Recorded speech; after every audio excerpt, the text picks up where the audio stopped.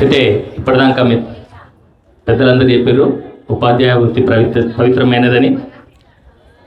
అయితే హిందీలో ఒక దోహే ఉంటుంది, గురు గోవింద్ దోవు కడే ఖాకేలాగో పాయ్ బలియార్ అని ఒక దోహే ఉంటుంది. ఏంటి అంటే గురువును గోవిందుని ఇద్దరిని ఒక దగ్గర నిల్చోబెట్టి నువ్వు ముందు ఎవరిని గౌరవిస్తావు, ఎవరికి నమస్కారం చేస్తావు అన్నప్పుడు విద్యార్థి ఏమంటాడంటే గురువుకే నమస్కారం చేస్తా అంటాడు, భగవంతుని కాకుండా.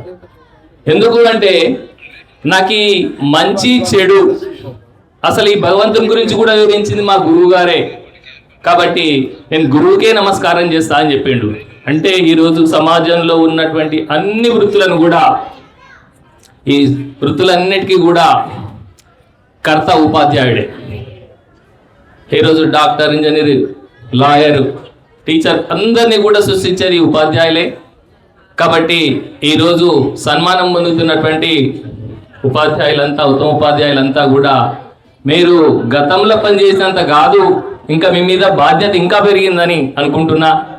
అట్లాగే మీరు ఇంకా బాగా పనిచేసి రేపు రాబోయేటువంటి ఉపాధ్యాయ లోకానికి మీరు ఆదర్శులుగా ఉండాలని కోరుకుంటున్నా. అట్లాగే చాలా ఆయనల నుండి కూడా ఈ ఉత్తమ ఉపాధ్యాయ కార్యక్రమాన్ని నిర్వహిస్తున్న ఇంద్రసేనారెడ్డి సార్ గారికి మా వ్యాయామ ఉపాధ్యాయుల పక్షాన ప్రత్యేక ధన్యవాదాలు తెలుపుకుంటున్నాం సార్. మా వ్యాయామ ఉపాధ్యాయులను కూడా గుర్తించారు.